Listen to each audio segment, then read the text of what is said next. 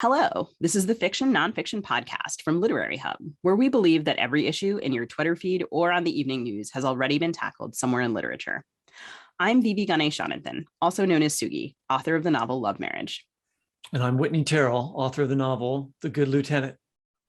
So, okay. Wait a second. Happy birthday. Oh, thank you.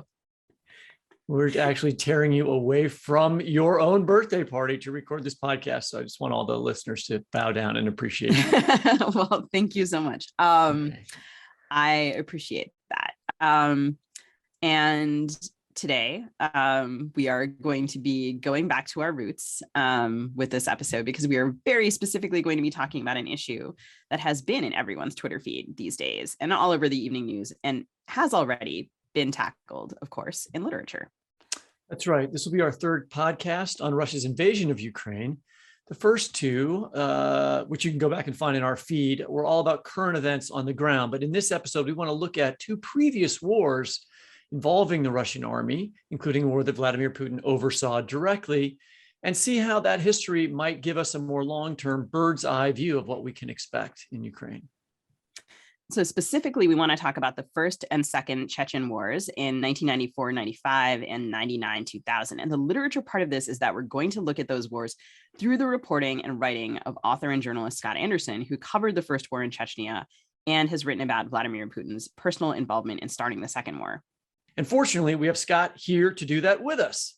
Scott is a veteran war correspondent who has reported from Lebanon, Israel, Egypt, Northern Ireland, Chechnya, Sudan, Bosnia, El Salvador, Iowa City, and many other strife-torn countries. A frequent contributor to the New York Times Magazine, his work has also appeared in Vanity Fair, Esquire, Harper's, and Outside. He is the author of the novels Midnight Hotel and Triage, and of many nonfiction books, including The Man Who Tried to Save the World and the 4 O'Clock Murders and Fractured Lands.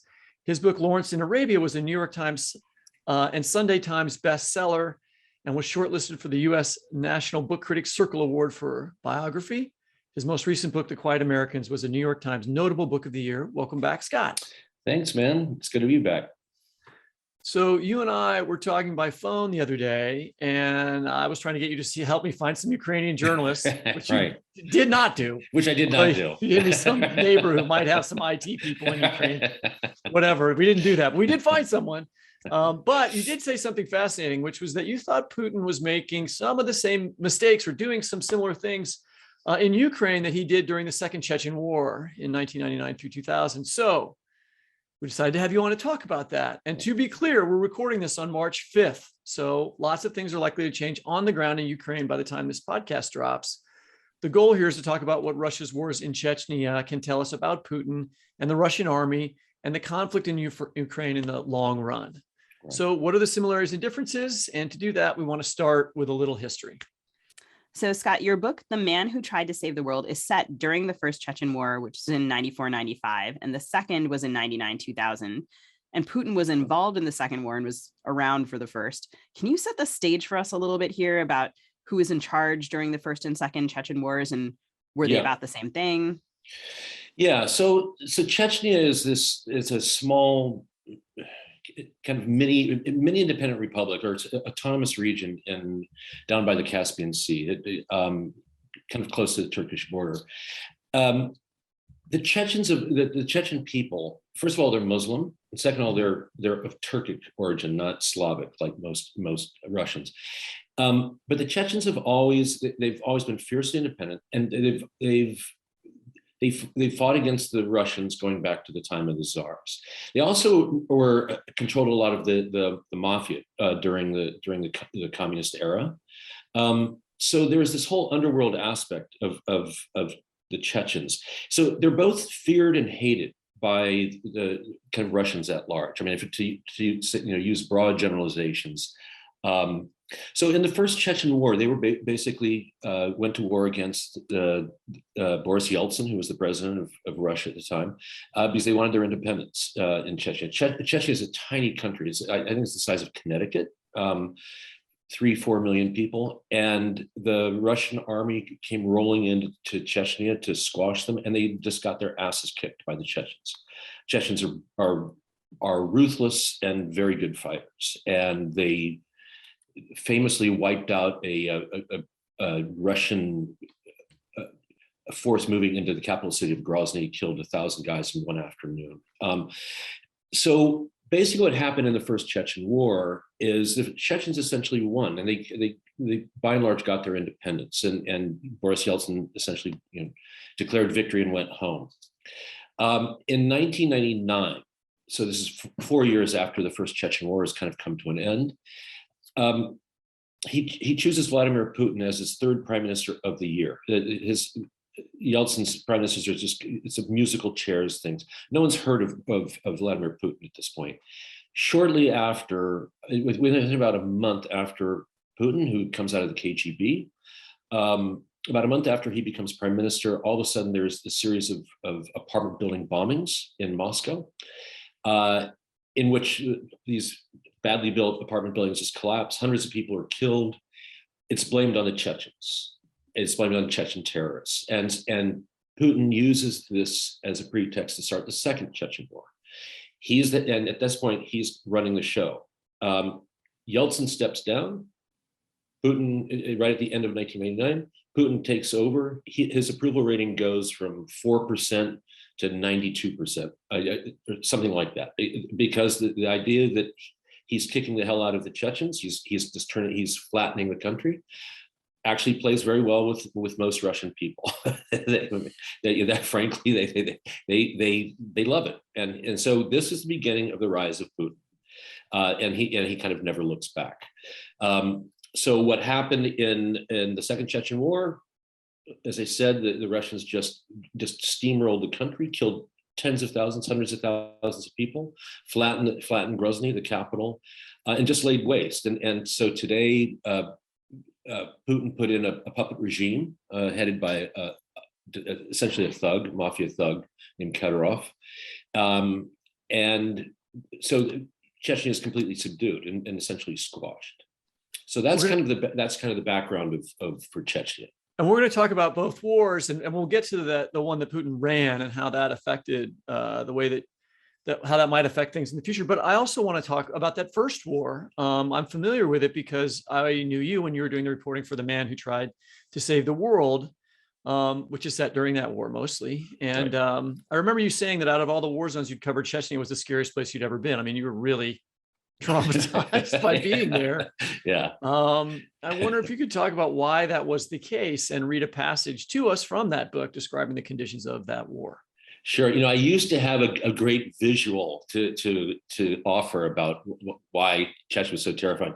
Unfortunately, as I've gotten older, I have more white hair. But when we first met, I don't know if you remember this, but right here, I had a shock of white hair, and I didn't have any other. I didn't have any other white hairs. It's still a little bit there, but it's just diluted by other white hair. Metastasized. Right. So I was in Chechnya during the first Chechen War for 3.5 weeks, and I was staying in bombed out buildings, and I didn't bathe for 3.5 weeks. I get back to Moscow, take my first shower, and I look in the mirror and I have this shock of white hair. And it came up, and I had no white hairs before I went to Chechnya. So the white hair came up in 3.5 weeks. Yeah. So what made Chechnya so terrifying was that, I think I've been to 13, 14 wars at this point. It's the only place where I've been where every moment I was there, I felt that in the next instant, the next second, some crazy thing could happen, and I would never see it coming. I've never experienced that before, where the people I was with, and I was with both sides. I was with the Russians, I was with the Chechens. We came so close to being executed by both sides a number of times. You'd roll down the road and you'd come to a checkpoint on the road, and you couldn't tell if it was Russians or Chechens because they were dressed in the same uniforms. You usually could tell the difference because you kind of figure it out because the Chechens actually had better Russian army uniforms than the Russian soldiers did. You could also figure it out because if there were bodies around, if people had been killed, it was probably a Russian checkpoint because the Russians were killing people at these checkpoints all the time. Nice. Yeah, so it was just a horrifying place. So yeah, you said you wanted me to read a passage, so I'll do that. To imagine this war and the way it was fought, it might be easiest first to try to forget what you know about war. Forget the mass formations of the Civil War or the gruesome stalemate of trench warfare or the beachheads of World War II, or even the jungle ambushes of Vietnam. Imagine instead a bright, still day, early afternoon. You're standing on a narrow farm road elevated above the surrounding land. To one horizon, the fields stretch away in plots of green and brown, neatly delineated by windbreaks of tall, thin trees. To the other, the fields gradually give over to gold-colored foothills, then pine forests, and in the farthest reaches, a massive wall of rugged snow-capped peaks. Along the shoulder of the road are wildflowers. A short distance from where you stand, maybe 3 miles away, there's a small village over which 4 helicopters perform an intricate aerial dance. While one of the helicopters hovers directly above the village center to fire rockets down into the houses, the others circle in a tight orbit, providing cover with cannon and machine gun fire. When the first gunship is done, it slides out to join the circle and another moves in to take its place. They're so close you feel the concussion of their rockets beneath your feet, smell the burning on the air. But even from this short distance, the steady high rattle of the machine guns sounds benign, rather like dice being shaken in a plastic cup. Much closer in, not more than 200 yards from where you stand, is a ruined farmhouse where a small unit of government soldiers are based. Because this is a tripwire outpost tied on the invisible line between government and rebel-held territory, the farmhouse is ringed with concertina wire and minefields, its soldiers living mostly underground in crude bunkers and trenches cut from the earth. But on the elevated farm road, you stand on the other side of that front, at the outermost limit of the rebels' quote, liberated zone. Here, all is calm.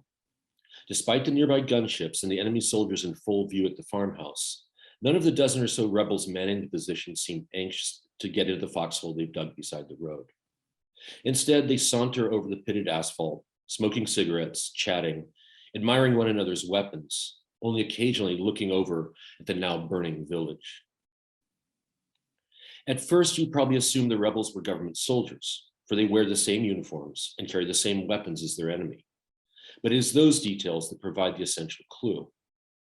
Where the soldiers are armed with 20-year-old guns and clad in mere scraps of uniforms, picked out of some army surplus remnant pile or off the bodies of their dead comrades, the rebels' machine guns and grenade launchers are this year's models, many still glistening with original factory grease, their spotless army uniforms still showing the folds and creases of their shipping crate. If you stay at this place until dusk, you will see how the system works. Just at twilight, as the helicopter assault on the village gives over to an artillery barrage, 3 soldiers at the army tripwire post steal out of the farmhouse and, crouching low, scramble over the open fields to the rebel lines, bringing with them 2 more grenade launchers to be sold for drugs or food or liquor. The timing of their visit is fitting, for this is a war waged in eternal twilight. On this eerie apparitional landscape, nothing is ever quite what it seems. The lines of battle of who is friend and who is foe, constantly changing in the murk. Yesterday, the nearby village was in the liberated zone, was safe. Today it is dying. Perhaps it is because a regimental commander wanted to impress a general, or a gunship navigator made a mistake, or because a business deal went bad. Or perhaps there is no reason at all, simply because the village is there. You'll hear different theories if you ask around, but no one really knows why. And tomorrow it will be another village's turn. Or maybe the strip of road you now stand on, or maybe the soldiers in the farmhouse, killed by their own grenade launchers. And tomorrow you won't know the reason for those deaths either. That's the way it works here, the way it's worked through 50 or 70 or 100,000 deaths. Of all the bad mistakes you can make in this place, this is the first one. To ever imagine there is a pattern, a logic to any of it. Thank you. You bet. Happy note. Well, I mean, that has to be, I don't know, but maybe that seems like that has to be what Ukraine is like now, or will be under a Russian occupation. Right. So I think the crucial, right. So I think the crucial difference between the two countries, and that's why I talked a little bit about the beginning about the animus that Russians have for Chechens, and vice versa, by the way. Chechens hate the Russians because they see them as occupiers going back to the time of the Tsars. So there has been this huge animosity between those two people for centuries. Ukraine is quite different, and that kind of, this is not an original thought on my part, but this is why the Russians really went in kind of half-cocked. Because I think on some level, Putin or the generals around him really believed that, they kind of believe their own propaganda that, oh, Ukraine's not a real country. They're ethnic Russians, they're Slavs like us. There's so much intermarriage between Ukrainians and Russians that the whole thing will get pacified very quickly, and we can kind of go in with kid gloves. So the Russian version of kid gloves, right? And so in that way, they kind of replicated the mistakes of the first Chechen war. They sent in conscripts, 17, 18-year-old kids who are in for a year, have very little training. And it's amazing. They did the same thing of all these soldiers, these kids that have surrendered or deserted. A lot of them said they had no idea they were going to Ukraine. They thought they were on a training exercise. And this is exactly what they did in 94 in the first Chechen war. The other bizarre parallel with the first Chechen war, what came up, I mentioned earlier, this assault into Grozny, where about anywhere from 800 to 1,000 Russian soldiers were killed in one afternoon. The following day, the Chechen rebels offered a ceasefire for the Russians to come and collect the bodies of all their dead soldiers. And the Russian commander said, no, forget it. The Russians, they left their dead soldiers in the streets of Grozny to be eaten by dogs. And I don't know how many Chechen rebels kind of brought this up, this exact incident, that this, and it was almost like our enemy are not human. They would leave the bodies of their own soldiers to be eaten by dogs. It's like, who are we fighting against? I mean, it was fascinating. It just came up again and again that this is how pathetic and savage and primitive our enemy is. And the same thing is happening in Ukraine. There's all these reports of like Russians just leave the bodies of their own soldiers in the street.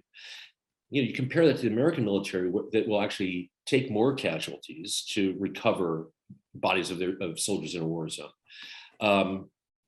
So that's kind of, so in that way you see these really kind of fascinating parallels of, and why does the Russian army not collect its dead? I don't understand that. It's bizarre. It's bizarre. Completely weird. Yeah, but but it's also, it says something about the Russian army. First of all, the Russian army is a third-rate army. I mean, if a man-to-man, the Swedish army would kick the hell out of them.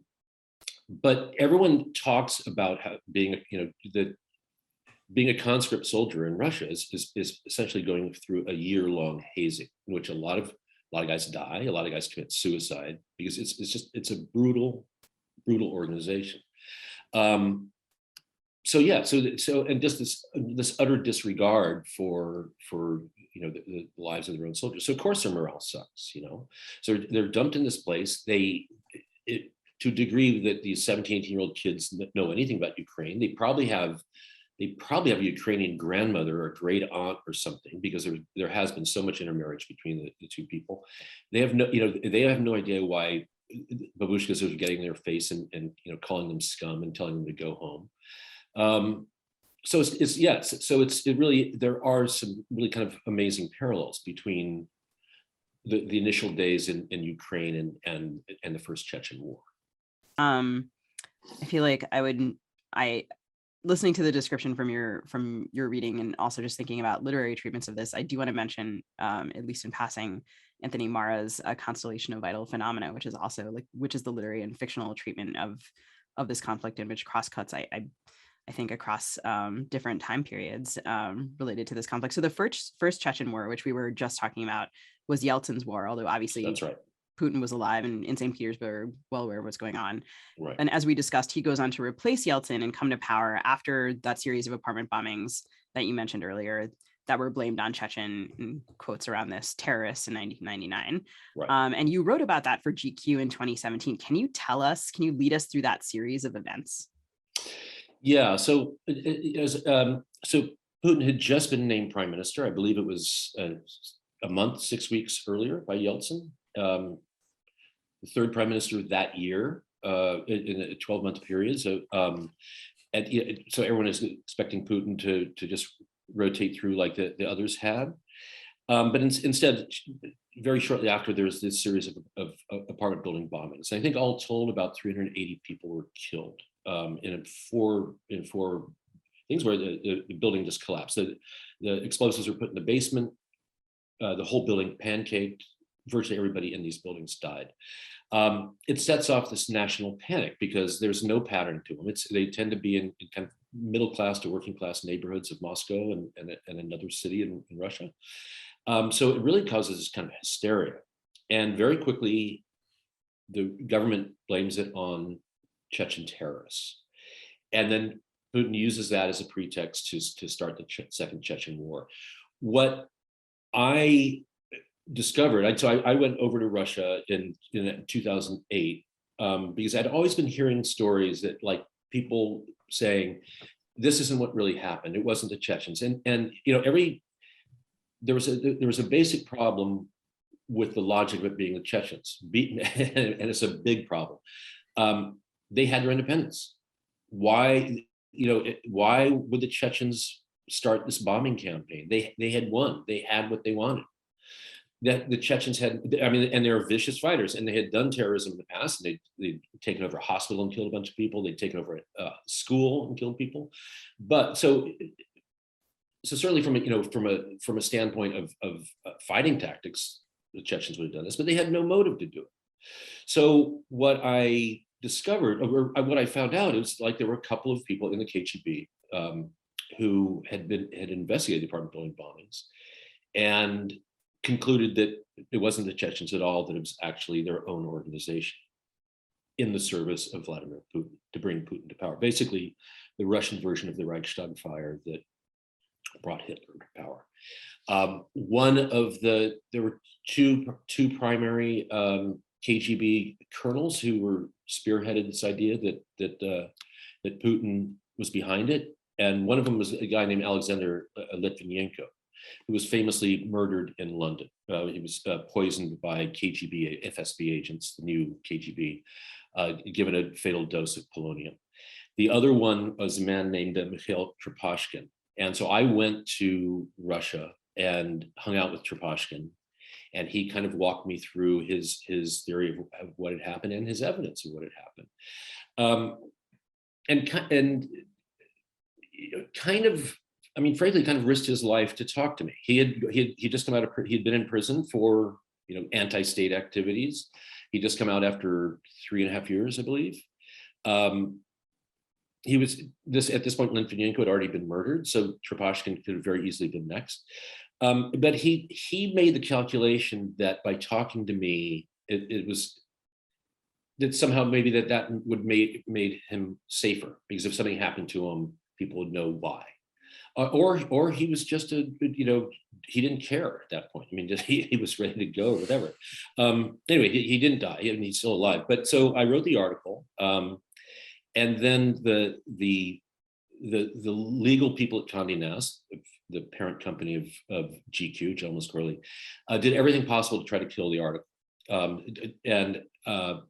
Basically, I got hold of an internal memo at Condé Nast, basically saying, we're not going to advertise this article in any way. It's not going to appear on the cover of that month's issue. We're not going to resell it to any of our publications in Europe. It's not going to appear in Russia. It's going to be taken out of the Russian version of GQ for that month. And we're just going to kind of bury it in every way possible. And an editor at GQ actually leaked this memo to me. And I just thought, what, I'm not going to roll over for this. So, this is supposed to be this great First Amendment law firm representing Condé Nast, and here they're doing Putin's work for them. So I went to NPR and kind of kicked up, like, kind of caused a lot of problems for Condé Nast. It was your Zelensky moment. That's right.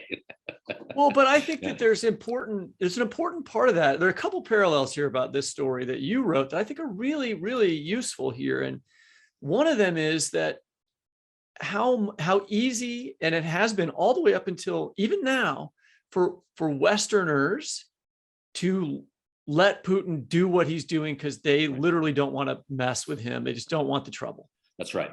That's right. Yeah. I mean, Crimea is that way. That's what right. happened, in Georgia. Yeah. And it's interesting you say that, because I think one thing that shocked the hell out of Putin in going into Ukraine, and frankly, it shocked me, was seeing how emboldened the Europeans have been. Because clearly Putin's calculus was, he waited until Merkel was off the stage in Germany, because Merkel would have stood up to him. So he didn't know this new guy in Germany. The French, they always kind of like fall away. I mean, I just think I think he mismade his calculus that the Europeans would cave, right? And instead, I think the Biden administration played this really beautifully, because they kept telling the Europeans exactly what was going to happen, and everything did keep happening just the way they said, and they kind of pushed the Europeans out in front. And so now, and I think it's really interesting, what you almost get this feeling like, having finally stood up to Putin, the Europeans now want to do even more. It's like they finally stood up to the bully living down the street, and now they want to go, like piss on his front doorstep. They're out in front of, like, of cutting them off SWIFT and cutting off airspace and all that. It was not the Americans, it was the Europeans. So it's kind of fascinating. And so, yes, to your thing, I think that everybody was tiptoeing around this guy for so long, and he felt emboldened by that. It wasn't just the first Chechen war, Crimea, but it was also Chechnya. It's also Georgia. I mean, there's been a number of these, and every time everyone's kind of stood back and wrung their hands, and that was it. And I think he thought that was going to happen again. So Putin's planning for the second Chechen war, which is a bogus attack that enrages the Russian people, an onslaught of force, lots of propaganda, a popular swell of support for his strong leadership, the destruction of Grozny, which you've already spoken about, seems to be very similar to what he hoped would happen in Ukraine. Is that one of the parallels you're seeing? Oh, totally. Absolutely. I mean, he's gone to this playbook again and again. I mean, he claimed the Georgians were carrying out a genocide against the ethnic Russians in Georgia. I mean, and this is the pretext of Crimea. It's like, Crimea is not part of Ukraine; it's part of Russia. So we're gonna take it back. And this stuff, frankly, has played very, very well with the Russian population over the years. And if you go back and look at Putin's approval rating, it shot back up when he did the incursion in Georgia. It shot back up when he grabbed Crimea. So, one theory is that every time Putin feels like he's under sort of pressure, that his approval rating is dropping, he starts looking around for, like, how to bump it back up. And this is the playbook that's worked very well for him many times. And of course, the utter cynicism. He did the same thing with supposedly this. They're going into Ukraine because the Ukrainians have been attacking Russia, right? I mean, it's just like madness, and it's a terrorist regime and all this stuff. It seems crazy to outsiders looking at this, but again, this has played very well for Putin for the last 20 years. And that does seem to me to be where Biden made some good decisions by really broadcasting, like, here's what he's going to do. He's going to say smart. Ukraine attacked Russia. That's right. That made it really hard for him to run this playbook. They fucked up his playbook, I think. That's right. It was such an interesting use of intelligence.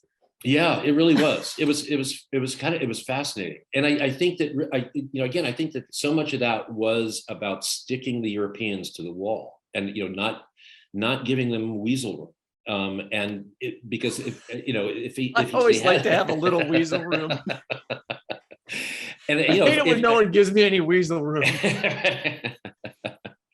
And I think if he hadn't done that, I mean, you could just see, they were trying, some of them were still trying to. Macron in France was still trying to say, well, we're not really sure what they're going to do. And then if it all kind of blew up, people, I think, were looking for a way to not have a backbone. And I think it's been a recurrent problem with a lot of the European countries, and weakening the kind of the Western alliance at the same time. So, I mean, it's also just interesting to think about the ways in which Like, so this seemed to me like also like another version of years ago, I interviewed your brother about article he wrote about Sri Lanka for the New Yorker, and just there, and my family is Sri Lankan, and just thinking about like you have this majority using this rhetoric of, oh, we're a besieged minority, right? And then you have the rest of the world being like, well, we're not going to intervene because like this is the point at which we would intervene, and we haven't reached it yet. Right. And this sort of like the notion of ethnic Russians as a target for genocide is so ludicrous, and right. And he's saying these things that are clearly untrue. But he's not at all the first person to have done this. And there's so many sort of like building blocks that have led to this. It's like he's been sitting around waiting to see, like, would this work? Would this work? Would this work? Right. That's right. That's right. And you know, I mean, and it's, you can say that the Russian people are incredibly gullible and stuff, but in fact, we've had our own recent parallels in this country of people buying lines of bullshit. It's you don't even, it doesn't require sophisticated propaganda or cutting out information sources from the outside. There's a lot of people always want to believe this stuff to begin with, and it plays into something in the Russian psyche, this idea of being a persecuted people, and it's something that goes way back. Frankly, it's very dangerous. You mentioned Sri Lanka. You see the same thing among the Buddhists in Sri Lanka of this idea that we're besieged and this is the enemy within. I mean, Hitler with the Jews. It's a constant refrain. It's like, okay, we're a superior people, but in fact we're being persecuted. It's a complicated thing, but it seems to work really well. My feeling is Putin made three huge assumptions in going into Ukraine. One, that the European and American alliance would fracture, wouldn't work, and instead he had that very wrong, obviously. The second being that I think he really thought that the Ukrainians would collapse, that they would cave, and he was very wrong about that. And so he's really down to his third plank now, which is, can I snow the Russian people?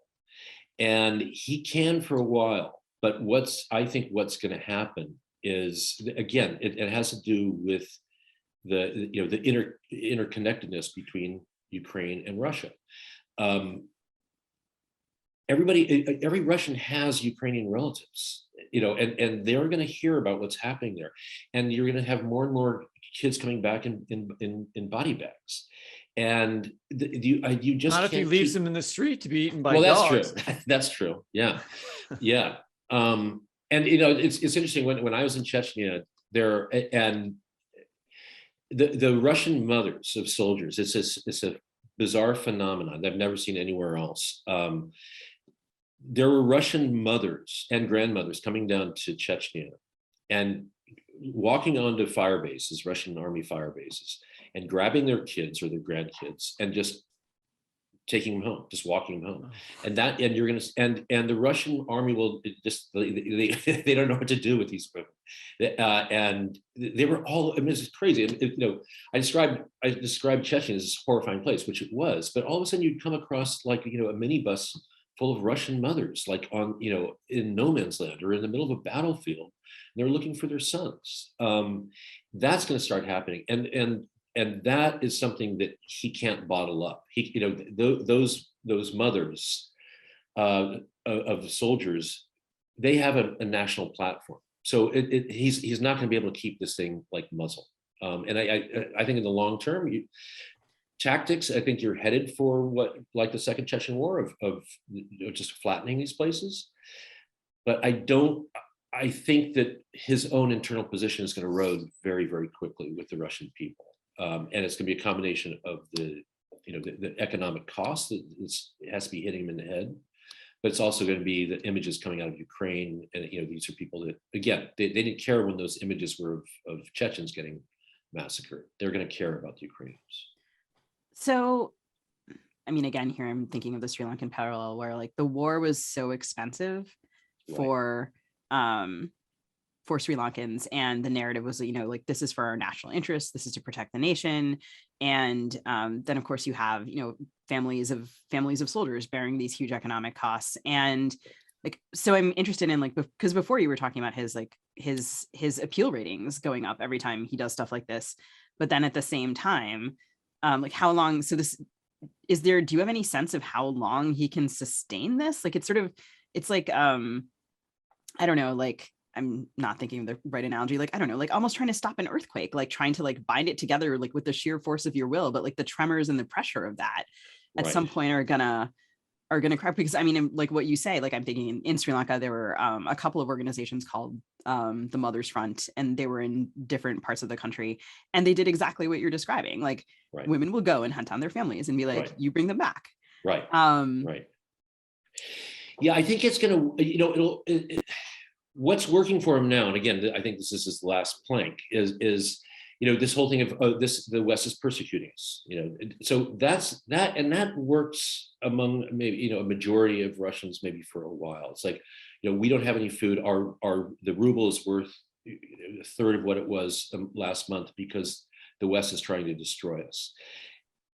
At a certain point, though, I don't think that can work if they're also winning in Ukraine, right? I mean, that people will like put up with the pain because, you know, we're reuniting our country and stuff. But you're not going to be able to reunite Ukraine. You're going to have to lay waste to it. And so I think that I just don't see how this works out in any good way for him. I mean, that is what's happening now. Grozny, you know, what happened to Grozny is happening in Kharkiv, or it's going to happen in Kiev. It seems like that's what he wants to have happen. But what do you think? Let's look down the line, right? After these cities are shelled, for however much longer he's going to shell them for, 6 months from now. I mean, you know, what is your experience in the first Chechen war tell you that like things are going to be like in Ukraine in 6 months from now? What can you guess? We know we're not going to hold you to this, but you know, we're trying to imagine a future. I don't think he can flatten Ukraine. You know, Chechnya was 3 million, 4 million people in areas, like I said, the size of Connecticut, hated by most Russian people. Ukraine is 42 million people, interconnected to the Russian people. There's no, you know, built-in animus to hate the Ukrainians. So I don't think he can do what he did in Chechnya. I mean, sure, he can wipe out big parts of Kiev and stuff.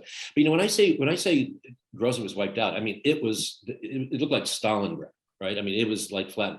So you know what we're seeing.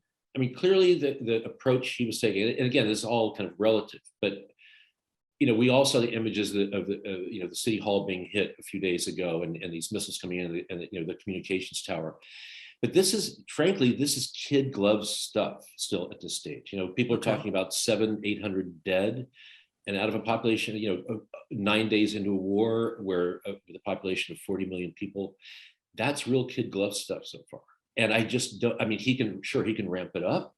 Can he flatten Kiev or Kharkiv? I don't think so. I mean, even from a logistics standpoint, I don't think there's enough ammunition to do it. Plus, I want to say it's a big country. It has a lot of agricultural land. There's lots of places to hide. There's a lot of places to hide. There's a lot of places to hide. I mean, people who are opposed to that government, opposed to the Russian army, are going to go hide. Right. And then fight from other places. Yeah. And fight. You know, I was talking to somebody just, you know, talking about what the Russian army is like, even from a standpoint, if you even look at this minor standpoint of like weapon maintenance, you know, one of the reasons why, you know, you keep seeing this abandoned, you know, Russian military vehicles out, you know, on sides of road and everything. So some of them have been abandoned, but some of them, like literally, there was a certain type. It's a Grad missile launcher that is probably, you know, I don't know, $20 million vehicle or whatever, and it was on the side of the road because they don't move they have to, like, to keep the tires intact. You have to keep moving heavy vehicles. They never did it. So when they actually like take these things down the road, the tires rip apart. So there's all these, so many like the tanks and stuff you see, it's like because the treads weren't oiled. And so it's just like, and again, like I said, this is a third-rate military. I'm like imagining. No, it's crazy. Yeah. I mean, it just sounds like it sounds like I'm imagining, you know, at the end of Raiders of the Lost Ark, when they take like the Ark of the Covenant, they like wheel it into that warehouse and clearly nothing has been touched for like a gazillion years. Right. I'm like imagining that like the Russian weaponry is like, it's like in storage and no one has maintained it or used it. And so, okay, that's wild. Isn't that wild? What is strange? Like, I mean, I guess it makes sense. Like everything takes more maintenance than you would think. Right. And that's always an expense that is like hard to calculate for and hard to bear. And then when you take stuff out and it doesn't work, what an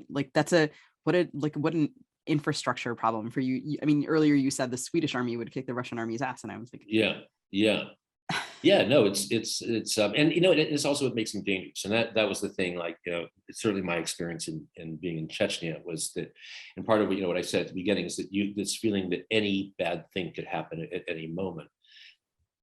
An undisciplined army is really, really dangerous, and the most dangerous army is an army that knows it's losing. That's when atrocities take place. You know, I mean, it's true with the Americans in Vietnam. It's always true.